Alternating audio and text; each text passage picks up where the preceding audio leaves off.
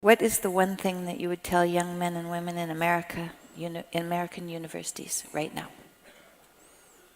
Don't falsify your words to please anyone, including the professors.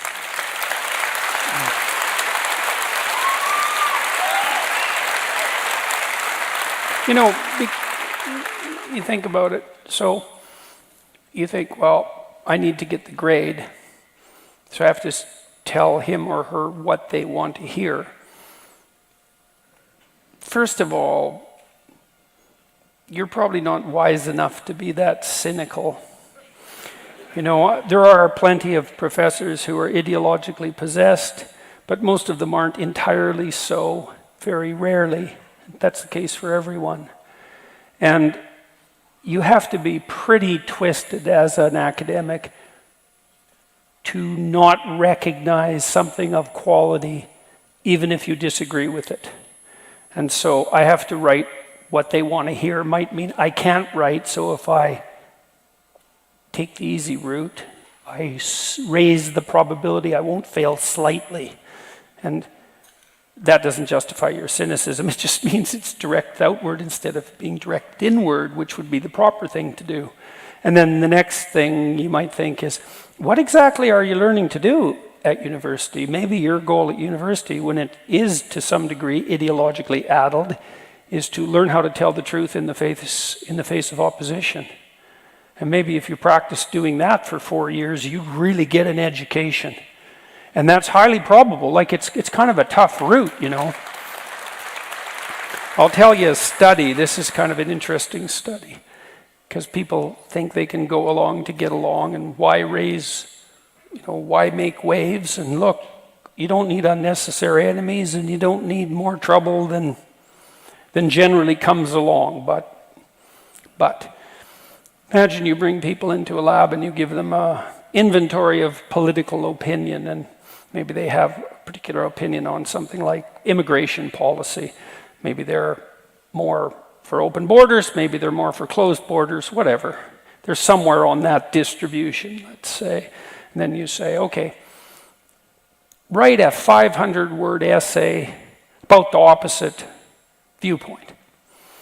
So they do, and then you bring them all in a week later and you have them do the same scale, and what you find is their opinions have shifted way towards the essay that they wrote. And there's a couple of reasons for that, maybe 3. First of all, your opinions are more shallow than you think. And so if you detail out the counter-argument, maybe now you have a better counter-argument than you had an argument. And so, and part of the way to get educated in any real sense about a given topic is to write out both sides of the argument, right? Because then you're armed and ready for whatever comes to you. And someone who's really trying to educate you will have you do that. In my 4th year psychology seminar, we would take a scientific paper and I'd pull out some propositions, and then I'd arbitrarily assign groups to argue one side or the other.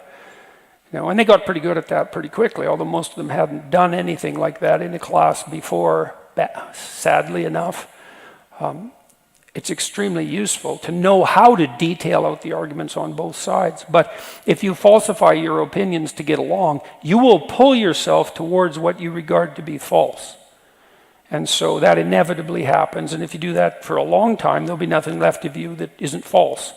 And, you know, you might think, I can say what I need to say, but there'll still be the me that doesn't do that. It's like, to a large degree, you are what your words create.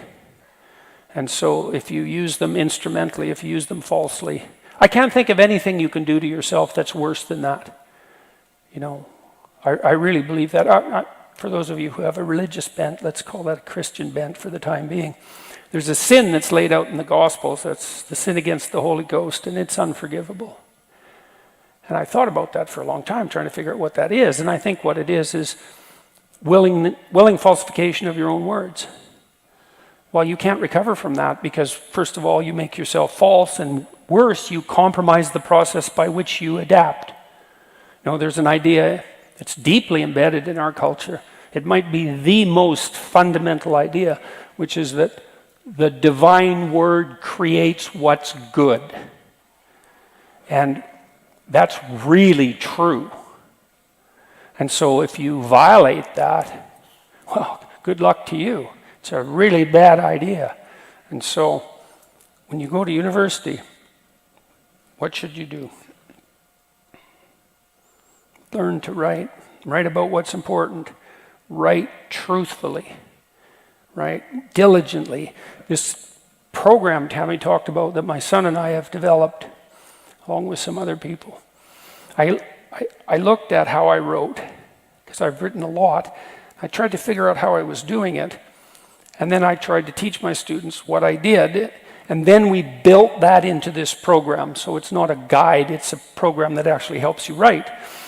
And so if you're writing, well, first of all, you want to write down what you think about something. Maybe you have to do some research, and maybe you need to write twice as much or 3 times as much as you need. So you just get it down, bad first draft. Get down what you think, and then you get rid of what's not good. Shorten the sentences, throw away the second-rate thoughts, cut it, cut it, cut it, cut it. And what do? You look at every word and you see, is that the right word? You look at how the words are put together in phrases. Is that the right phrase? Do the phrases link together to make a sentence? Does the sentence have an idea? Are the sentences arrayed properly in a paragraph? Is the paragraph a unit? Is the idea solid? Are the paragraphs sequenced properly? And you edit at every single level of analysis, and maybe repeatedly write the same sentence over and over. Try different words. And why are you doing that? Well, we talked about this already. You're trying to map the world, and you do that with your words. And if you get the word right, it's solid, right? You can jump up and down on it. It won't move. And so you can go to university and you can learn to write, which is the same as learning to think. And then you have these words at your disposal that they're solid. They're solid. And that's the platform upon which you confront the world. And so not only does that straighten you out, but no matter what you do in your life, you're going to be inviting other people along for the ride in some cooperative, maybe competitive endeavor. And to the degree that you're able to communicate, well, you can explain to people what you want and why, and you can negotiate for yourself, and you can negotiate for your family, and you can figure out how to market, and you can speak in front of a crowd, and you can write recommendations for the people who work for you so they can advance, and so on and so forth. And I can't understand for the life of me why none of this is ever taught to people in school. It's like, why write? Well, how about to think? Why think? So you don't fail. That's why. Good one.